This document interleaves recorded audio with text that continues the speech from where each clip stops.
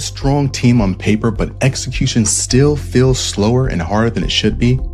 Welcome to the Executive Pill.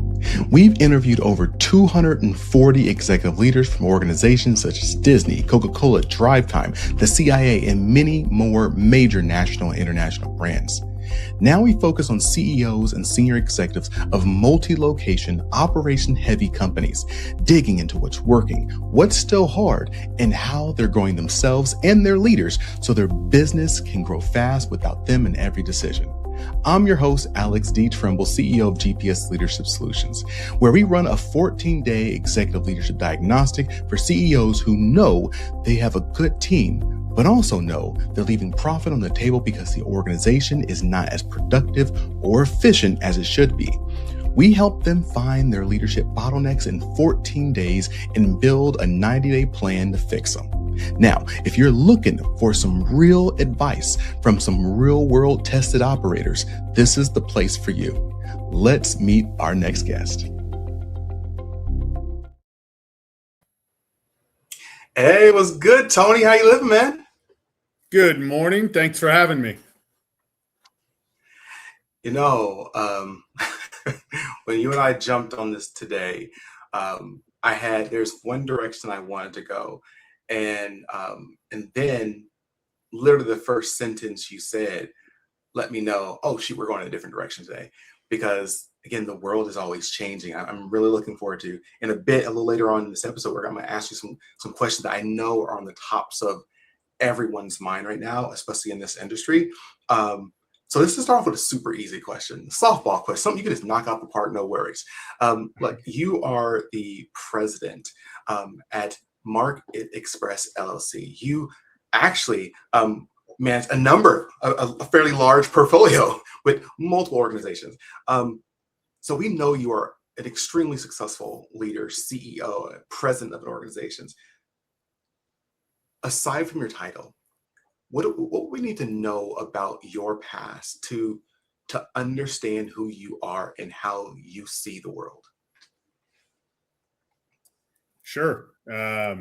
One of the things I always talk about in leadership and or what's gotten me to this point in time is obviously your past dealings and your learnings and your raising from a family standpoint, all the way through. One thing I always talk about and key on is my experience playing sports and what that's done over the years, right? Starting out as a young kid, you want to play every sport. You think you're going to go professional in just about every sport you play, right?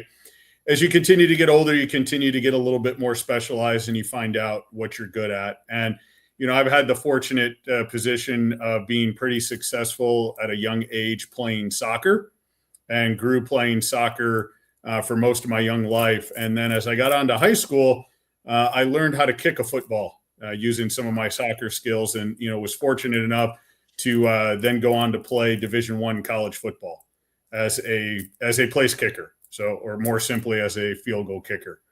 And as where football is one of the ultimate team sports, and you can relate a lot of life lessons, which relate to a lot of business lessons and a lot of leadership lessons, from the team sport. From a true one-on-one leadership standpoint, my position on the field, being a field goal kicker, kind of isolates me on a daily basis. So what I always say is everyone always likes to make fun of the field goal kicker, whether it's the NFL level, the college level, high school level, whatever level it is. The kicker's an easy target to make fun of from time to time. But what I always say is, when it's a tie game, there's 3 seconds left on the clock, and you got to hit a 40-yard field goal to give your team the win.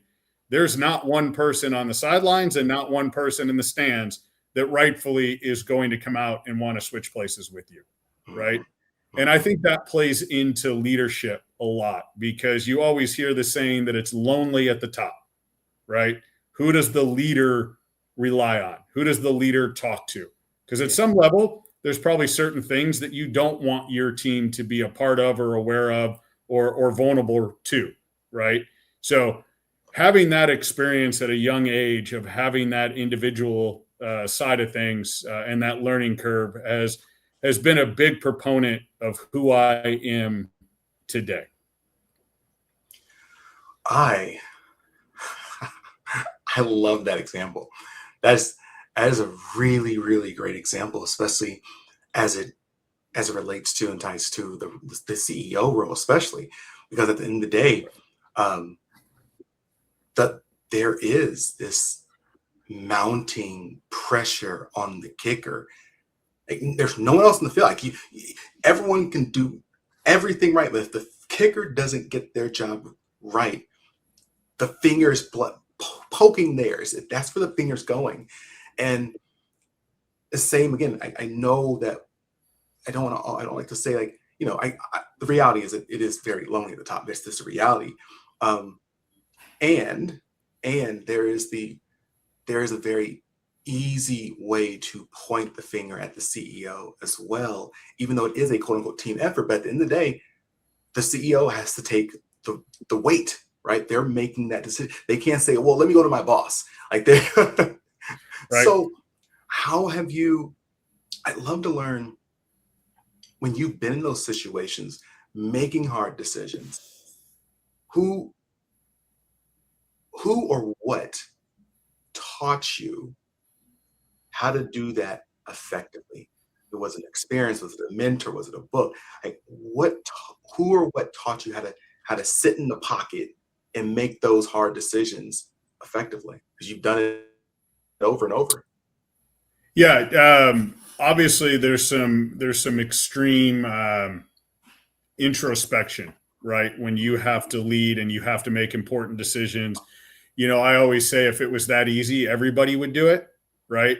And as we've continued to grow the organization and the multiple companies and the hundreds and hundreds of employees that work with us, I'm not only responsible for the company, for myself, for my family, but I'm responsible for all the employees that work here, all the team members that work here, and their families as well. So it's not only making the important decision when there's a fork in the road for the company and do we go left or do we go right? It's living that on a daily basis and making those decisions in my personal life all the way through what I do on a daily basis in the office, because ultimately one wrong decision at any step of the way can be detrimental to myself, to my team, and to my family from that standpoint. So, having that realization that it's not two different worlds, that it's all one world, and you just have to live that way if that's the life that you've chosen to do, right? So that's kind of the way I look at it at a high level. But, if you narrow it down, I have surrounded myself with a few key people, right? Some people would like to call them a business coach, a life coach, a therapist. You could give them a million different titles, okay? I have a few key people that have been around me. Some of them have been around me since my grandfather was around, right? I grew up generationally in a family business. I stepped out on my own about 17 years ago and started out on my own in the same industry, but I still have kept some of the same people that have helped me get to where I am today as a sounding board, right? Because if you keep it all internal, you will go, I don't know if insane's the right word, but it will drive you crazy to keep it internal. You have to have a team of people you trust. And the bigger the organization and the bigger the decisions, the bigger that team is, right? Because I always tell my managers and my team that we're all going to hit a point of burnout, of stress, of overload, right? And we're going to need to vent. It's just human nature. You need to vent, whatever it is. It could be a personal problem or professional problem. You need to vent. I'm a big proponent of you do not vent down the org chart. You only vent up the org chart, because the person above you has been there, has more experience and more empathy to what you're going through. Yeah. If you vent down, you may send the wrong signal. And that's ultimately what we don't want, right? So as I kind of said earlier, it's lonely at the top. Who do I vent to, right? I have to have a trusted team of advisors in and around me. Now, I've got a great senior leadership team. I've got a great C-suite around me. I trust them explicitly and entrust them with about 99% of everything that we're doing and talking about. But from time to time, there are just certain situations to where I need to go to my outside team to be able to do that. And trust them explicitly as well. I love, there's a topic I want to get into after this one, because you've touched on something that I think many leaders actually never even get to. But the first question is, again, I do a lot of executive coaching with CEOs, and I feel like there are a group, like a couple different groups. There are the individuals who just didn't have any outside counsel to bounce ideas off of, and so on and so forth. And then there are people who have some really great outside counsel and it works really well. But then I also run into leaders who have outside counsel, but they're not helpful. And because my question is how do you know that your counsel is the right counsel, right?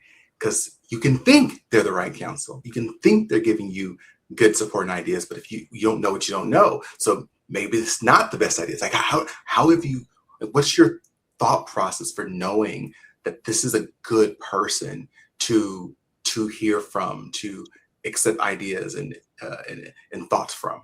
Sure. My first validation point is, have they sat in my seat in some way, shape, or form in the past, right? Too many people want to be that mentor, right? But you can't be a mentor unless you've lived it yourself. You can read all the books, you can learn from people, but until you've had that emotional experience, right? And the key word for me is emotional. Until it anchors in with emotion and you've had that experience, that's my first level of vetting, right? So if someone's trying to be a coach or a leader or a mentor and they've never done it before, I'm probably not even going to give them a seat at the table to even talk about it, right? And then my next level is keying on that emotion, talking to them about their experiences. What have they learned? What triggers them from that standpoint? And then there's the easy buttons and the easy checklist, right? Have they worked in my industry before? Do they have some experience in what I'm specifically dealing with? Because I don't want to spend half the time trying to teach them, one of my companies is a trucking company, right? I don't need to spend an hour a day teaching them what a truck looks like, right? They need to know that. But it's, have they sat in my seat at some level, right? Now, doesn't necessarily 100% have to be industry experience per se. That's what works for me, because my industry is even though it's one of the oldest industries in the country, unless you've worked in it, you don't understand it, right? Everyone was an expert during the pandemic because supply chain was the hottest topic during the pandemic, because we'd all order stuff from Amazon and it would take 6 weeks to show up. So everyone thought they were an expert, but unless you've been in the industry, you don't know it and don't get it. May work in other industries, but I've always surrounded myself with people that have real experience. So there's 2 points in here. I was with this. So the other day, the great part about owning your own business is that sometimes I can just decide I'm not going to work today. I'm going to spend some time with the family. So I went and took my little boy to there's this book reading the local church does every Thursday morning. Right. So I took him to the park to do. It was really cool. And I was there with, honestly, it was mostly his moms. And they're kind of talking, and they were saying how some people were saying, oh my God, it must be so wonderful to be a stay-at-home mom or stay-at-home parent. You just have all that free time. You're just kind of hanging around. And they were like, yeah, tell me you don't know what it's like to be, tell me you're not a stay-at-home parent without telling me you're not a stay-at-home parent. Like, they just have no real concept idea of it. I use that example to say, I still remember people who talk about mass layoffs and how, that manager just fired all these people, they laid off all these people. They're just heartless. Oh my God. And I've actually done it. I've had to lay off over 100 odd people one time. It hurt. I still, to this day, still think about that. Those are people, like I said, there's lives, there's families, there's the organization we're working at. I was at, it was a car part manufacturing company, and I knew their families. It's hard, And so when you say, again, that emotional piece, especially calling it the emotional piece, when you say it's important that people, not only from a of, what's the theoretical perspective, understand the idea of what you may be doing, but from an actual emotional standpoint, I think that's really important. Absolutely. Yeah, to your point on layoffs, anyone that's never had to do layoffs before that can sit behind, I call them telephone tough guys, right? You have a lot of people that are tough if they've never dealt with the experience or dealt with it. If you've never dealt with the emotion of sitting across the desk from somebody and trying to tell them you've done nothing wrong, you've done everything I've asked, you've been an important part of the team, due to factors outside of all of our control, I'm sorry, you don't have a job anymore, is one of the most gut-wrenching experiences, next to death of a family member, that you can experience. And the first time I had to do it, I knew it was coming. I didn't sleep for almost 2 weeks leading up to it, and I didn't sleep for almost a month after it happened. Yeah. And unfortunately, it's had to happen a few times over the years, and it doesn't get any easier the more you do it. And anyone that sits there that's never done it and says that guy's a monster, again, back to my relation of playing college football, switch places with me and see how you feel about it. Again, that's part of it is I want people that have sat in my seat and have had that emotion at every level. There's emotion at every decision and every level. And those that tell you that there's no emotion to it, I think they have bigger problems. I agree. I 100% agree. I wouldn't let them have a pet. You also mentioned something before we're gonna take a quick break in a moment, but you also mentioned something about how you trust your team implicitly, and you and I talked before about the importance that you have around spending time with family and so on and so forth. Um, how did you get to a place where I would think most leaders do not get that place, where they trust their team implicitly, 90% they can make those decisions, so on and so forth, where the owner can step away and be away for a while, then come back. What had to happen that got you to that place where you feel comfortable being in that spot and those people leading the organization when you're not around? Sure, absolutely. I'll add some color to it before I talk about the individual aspects for me and how it got me there. But that's one of the largest problems entrepreneurs face, right? Is they're very good at what their core business is. Otherwise, they wouldn't be in business and they wouldn't be to the point that they're at. But as you reference, and I don't know the exact data, but 95% of entrepreneurs don't scale their business past a certain point. And most of that pertains to the psychology of the leader, right? And you can get to a certain point and you can control everything to that certain point. But at that point, that's the breaking point and that's the fork in the road of how do I scale? And the only way to scale a business, in my opinion, the only way to scale a business is to have people around you. Now, you can invent a product and have a patent on it and the patent sells itself, right?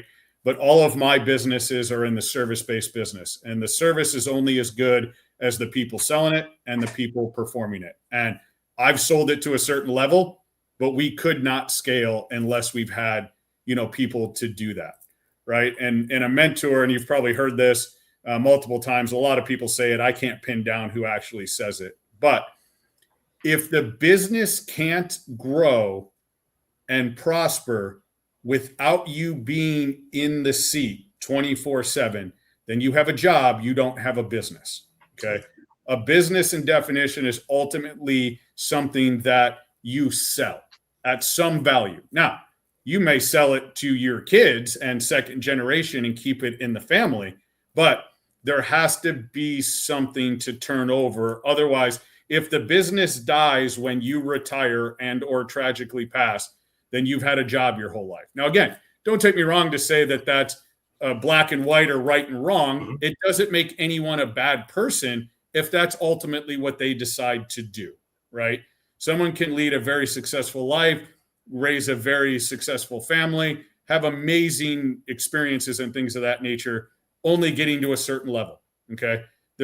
It's not right or wrong. It's just that if you want to go to that next level, there's certain things you have to be ready to do. And you hit it on the head. The psychology of the leader in hitting a certain point is what stops 99% of people and companies from growing, right? You have to know what you're good at. You have to have the realization to yourself to say, this is what I'm good at. I'm not good at X, Y, and Z. You need to hire the best people that are good at X, Y, and Z and get the hell out of their way, right? In the early infant stage of a business, you're going to do everything. You're going to wear every hat. You're going to get it to a certain level, okay? Hire people that do everything else better than you and get out of their way. Just give them the resources they need to be successful, right? Ultimately, I tell my mid-level managers and my upper-level managers that we as direct supervisors, or me as the owner or leader of the company, I know you're ready to move up, okay, when you don't need direct input from your direct supervisor on a daily basis. Okay. Your direct supervisor needs to be there for long-term guidance and to sell the mission of the company and help you lead that way. But once he doesn't need to micromanage you on a daily basis, that's when you're ready to move up, right? It's a very difficult decision for an entrepreneur or a leader to make. Okay. It's not easy. I would say that it took me from stepping away from the family business. And when I started my first company on my own, that was March of 2009. March 3rd, 2009 was the first day of owning my own company and starting operations.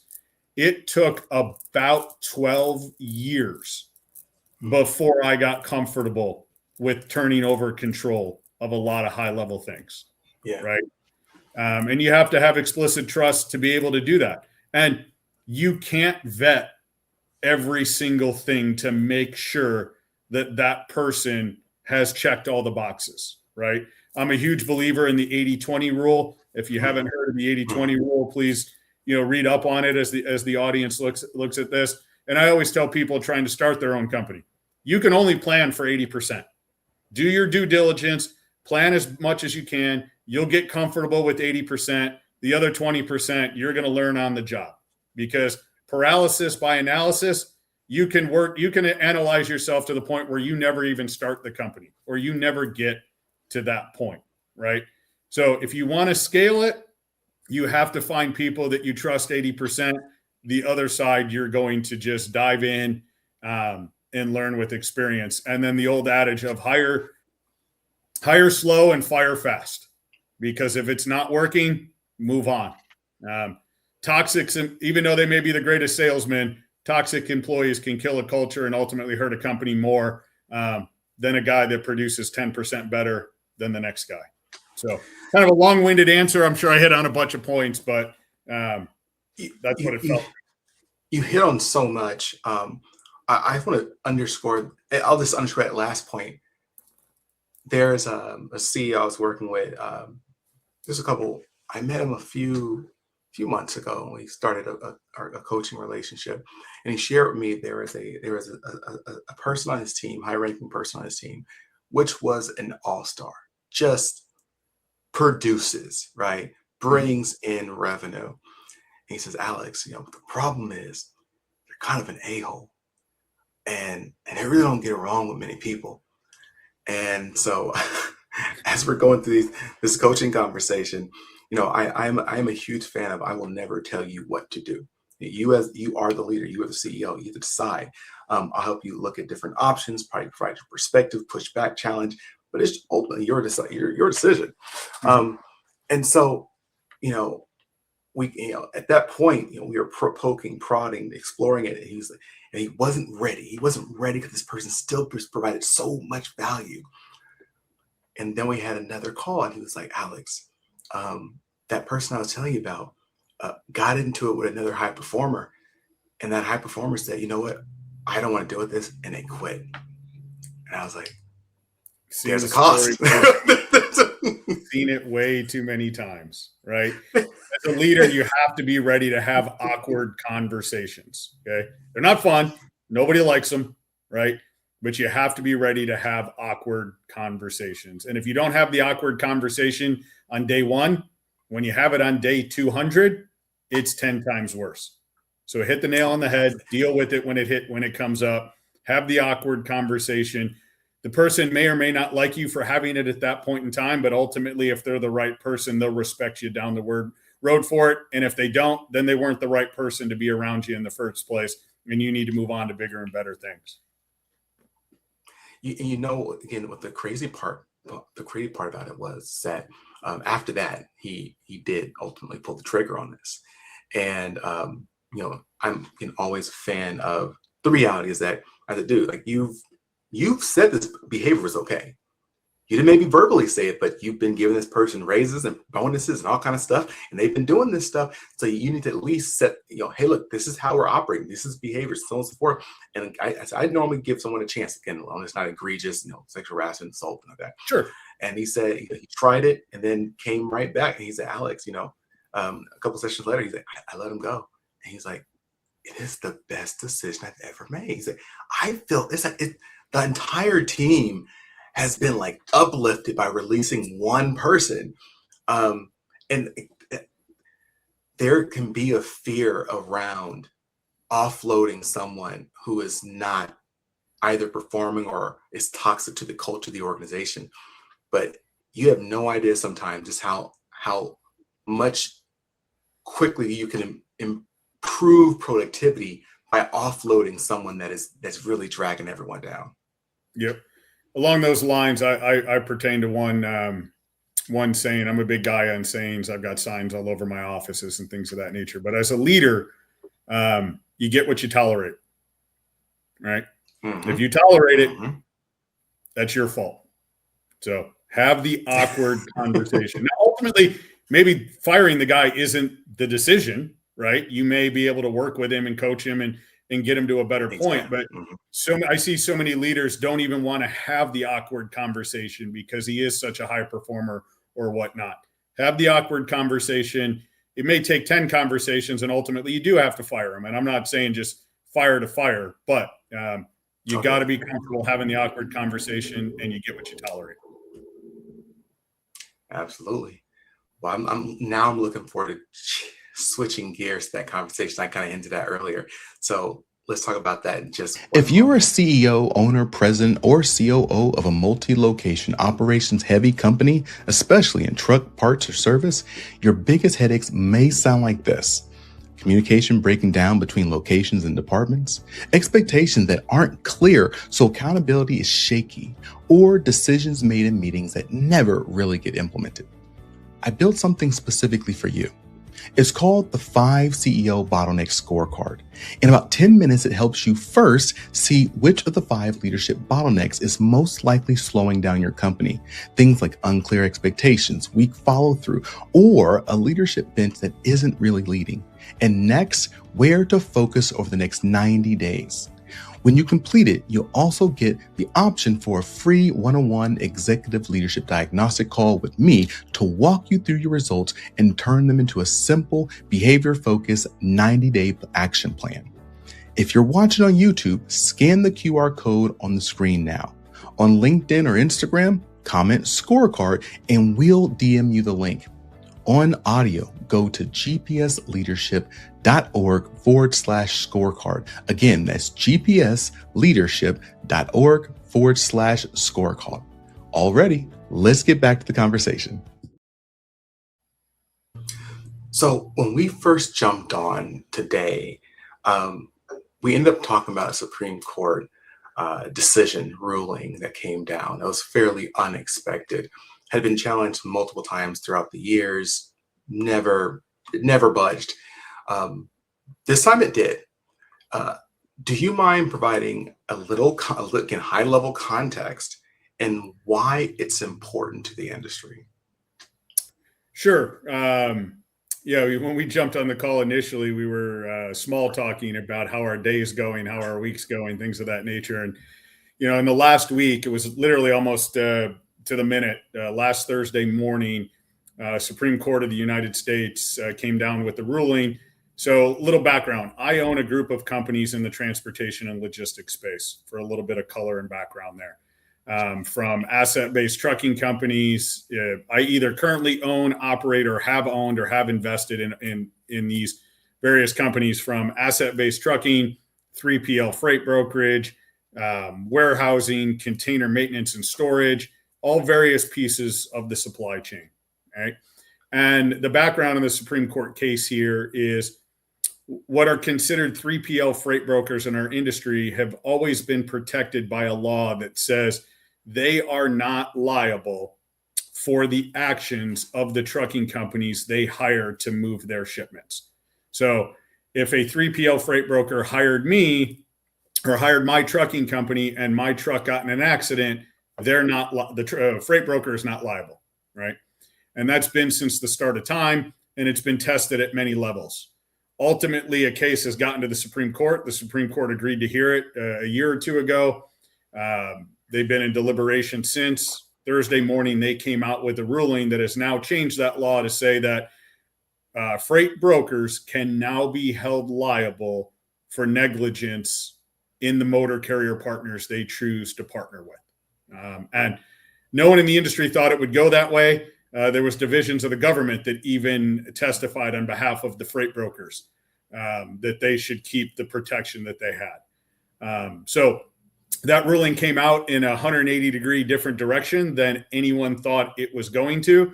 And as you can imagine, when one of those cases come out or one of those rulings come out that sets precedents, it's going to change the industry. It's going to change. Some are predicting change the world, right? Because everything that we use as consumers on a daily basis has been on a truck at one point or not. And when this is the biggest change in the industry since deregulation in the 80s, is what people are already talking about, it's going to change everything. Unfortunately, it's going to be inflationary long-term, right? And how do we work through that? And it's not going to be decided today, tomorrow, next month, next year. It's going to take years to go through all of the different cases in courts and set precedents and things of that nature. But ultimately, it's going to be inflationary. Now, from a personal standpoint, I think the inflationary side is good because I'm a huge believer in you get what you pay for.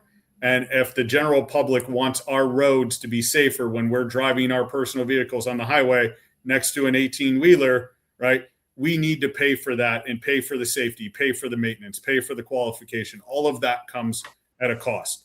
And we are not at a good point in an industry where the cost or the revenue that we're charging covers all of that cost, right? So ultimately, I think this will be good long term. It's just managing through it in the immediate, right? And I know that's what we're here to talk about, right? And unfortunately, again, you can read all the books you want on management and you can get all the coaching you want on management, and it helps. Don't get me wrong. I'm not trying to say that it doesn't. But for things like this and like the COVID pandemic, and we can all key on big world issues, there's no playbook that says X, Y, and Z is what you need to do to manage through this, right? The way I look at it, the way I view it, the way I managed through the COVID pandemic, the way I'm going to manage through that now is the first thing that I did when the ruling came out is I brought my team in close to me. I brought everyone into a room, onto a Teams meeting, onto a camera, and I just started talking to them. Communication is key through this. Talk to those close to you. Make them feel part of the solution. Make them feel that you have their back at any cost, and that you will work through it as a team, right? And managing through it together is ultimately the best way you're going to get through it, because there isn't a playbook to do it. Now, ultimately, every decision needs to be validated by myself, and that's what I live with and deal with on a daily basis. But when there's a world issue that changes things, that there's no playbook, my best way of doing it is those that are close to you, bring them in closer, give them the confidence, make them part of the solution, and manage through it as best you can, because you're not going to have every basis covered, right? And get the outside advice as best as you can. Get your outside counsels. Obviously, legal is a big piece. Insurance is a big piece. You need their input as well. That's all part of bringing the team together. But there ultimately is no playbook for world pandemics, geopolitical issues, federal Supreme Court issues. You just have to do the best you can. So, I mean, you already laid out so many pieces, so many of the pieces I would have asked about. The two pieces that I'll put on the table and let you decide which one to go after. We'll see if the audience agreed. Is your initial knee-jerk reaction, again, not in a bad way, but your initial reaction was to bring the team together and speak to them. There are many leaders, their knee-jerk reaction is the exact opposite. Hold up. Let me pause. I can't say anything to anyone because I don't know if I'm right or I'm wrong. Let me just keep information at my level for right now. I assume you and I would agree on which route is generally better. So there's that question that you can choose to go after. The other one I think is also very interesting is that there is a sense during change, there is a sense that we just need to weather the storm and get through it, buckle down. And at the same time, I've seen so many leaders and organizations over the years that took a different approach. That it said it's one thing if change is just it's change within your organization, but if it's like an industry-wide change, if it's a global-wide change, something that's massive, then that also could be the opportunity to lean in, because yes, it's gonna be more challenging, but it's more challenging for everyone.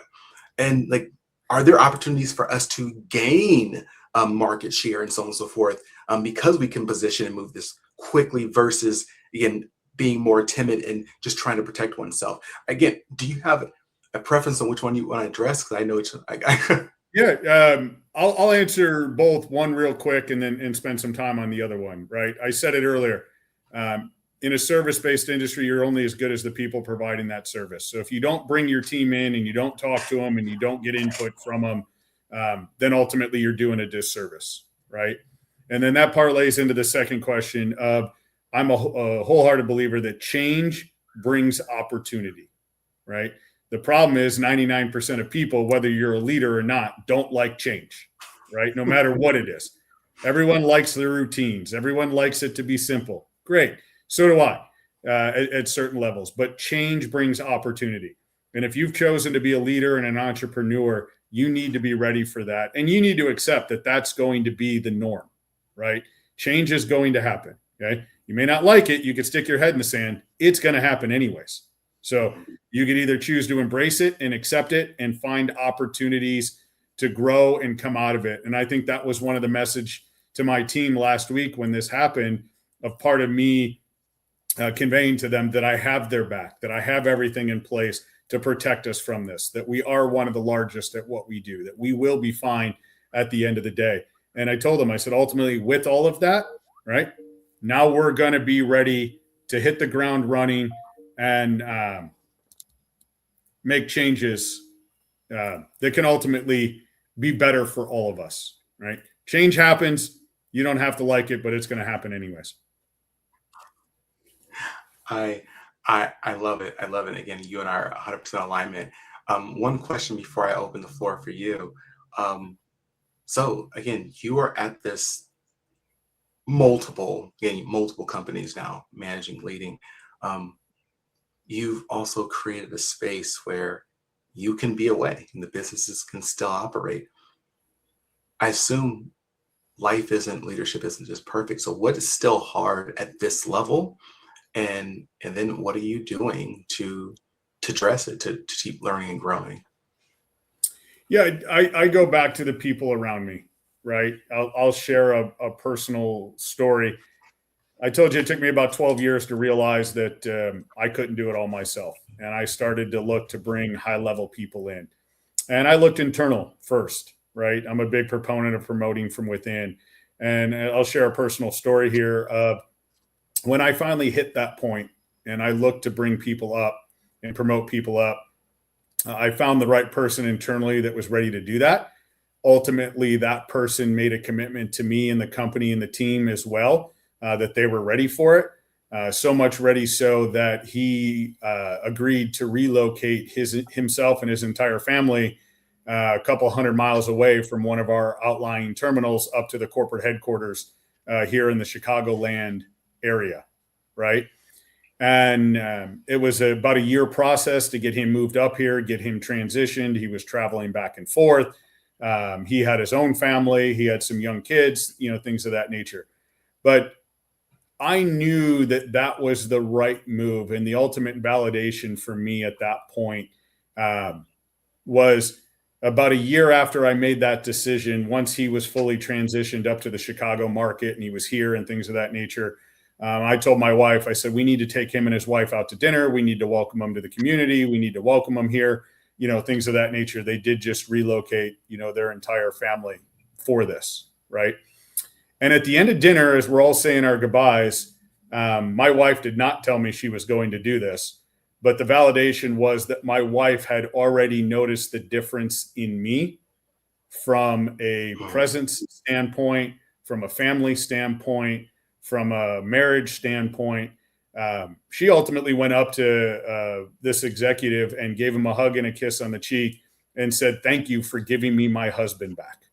Because the previous few years, as I was at that inflection point of knowing that I needed to scale and bring people around, for me, that was the ultimate validation point, right? So I just wanted to share that as a proponent of the people around you and bringing those people in.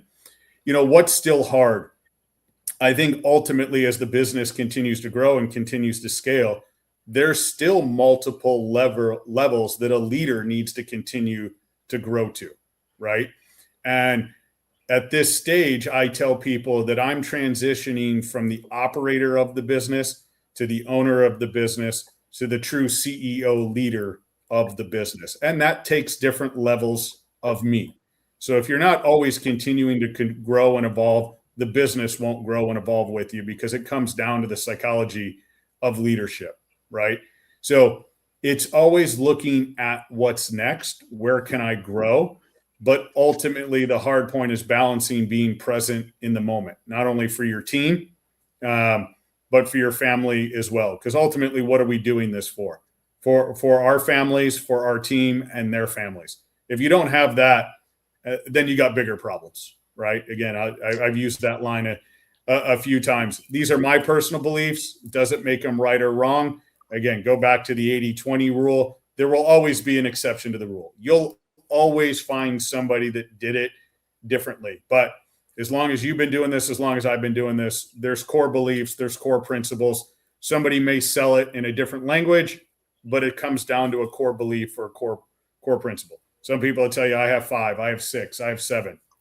Most people that do this have single-digit core principles that everything just kind of gravitates back towards, right? So the hard part in entrepreneurship and leadership is always learning, always growing. You may think you're successful by every measure of a checklist, by everyone around you, but the great leaders always want more. But they want more in a way that it's more for everybody and everything around them. In the early stages of a business, something's going to suffer, okay? You have your professional life, your personal life, and your health. Those are kind of 3 pillars, right? In the early stages of leadership and entrepreneurship, something's going to struggle. Ultimately, you just can't do it all. As you continue to grow, you want all of them to grow, and you want all of them to be harmonized and efficient and things of that nature. So continuing to grow at that level and scale at that level is ultimately what continues to push me and grow for me. I can stop there. You can ask more questions, or you want to kind of go on. So go ahead. Hey, again, thanks, Tony. You're freaking amazing. You're really amazing. I want to open the floor for you. I know we have to wrap up soon. If there's something you want to leave with the audience, what would that be? Yeah, I'll piggyback on what I just said about, 3 pillars or core principles or things of that nature. For me, from a personal standpoint, that comes down to 3 different things. Okay. That's discipline, adaptability, and and burn the ships. Sorry, my timed light in my office, my motion went out there for a second. Sorry about that. But recap. The three things for me it comes down to is discipline, adaptability, and burn the ships, right? Discipline comes down to, I've said it in a few different ways. You have to live your life in such a way as a leader and an entrepreneur, especially of something at scale, to where everything that you do personally, professionally, and from a health standpoint is getting better on a day-to-day basis. Small decisions can ultimately trip you up, and you just have to live your life that way. For me, that comes down to discipline. The only way you get there is discipline. Motivation wears off eventually, right? Mm-hmm. Shiny new object is fun for a year, for 2 years, for 3 years.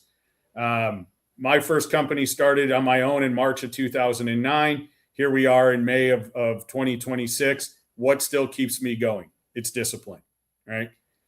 Some people say, well, that isn't fun and you can't enjoy it. You can enjoy it at a lot of different levels. Enjoyment is in the process itself. Continuing to get better is enjoyment in itself, right? Playing into the next piece of that of adaptability. I said it earlier, paralysis by analysis. You're only going to plan for 80%. The other 20% you're going to learn on a daily basis. And be adaptable.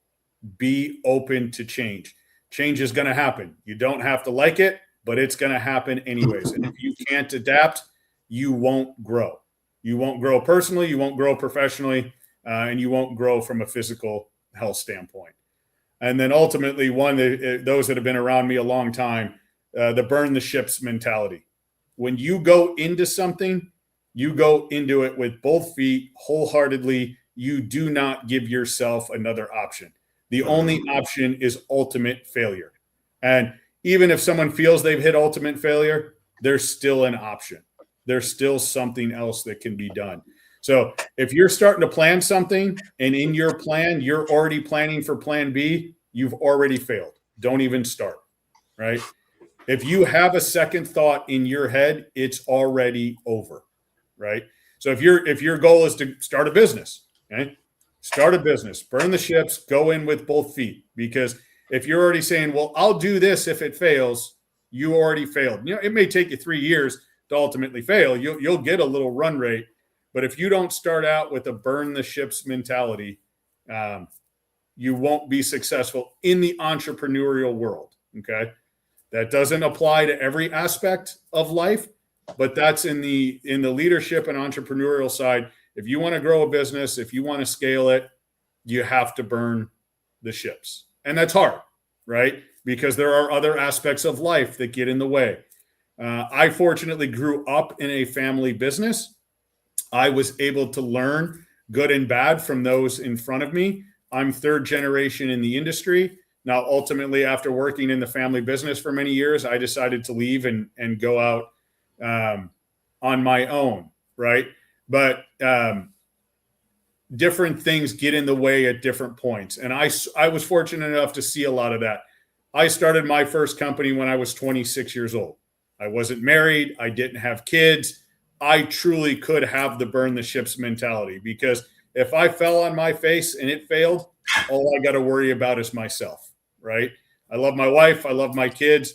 I am happy that I did things in the way that I did them, but I didn't ultimately get married and have kids into my mid and late 30s, okay? That's not better or worse. It's not right or wrong. That's ultimately what I chose to do. But you have to have the burn the ships mentality if you're gonna grow and scale anything, okay? If you don't, it doesn't make you a bad person. There are millions and millions and millions of entrepreneurs out there that grow a business that does $1 million a year in revenue, $2 million a year in revenue. They make a great living. They have a great family. They have great experiences. God bless them. I respect them.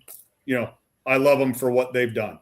But we're here talking about what goes farther, right? Mm-hmm. And that, to me, ultimately is you got to have that burn the ships mentality when it comes to that. So discipline, adaptability, and burn the ships are the three biggest things that I've lived by over the years.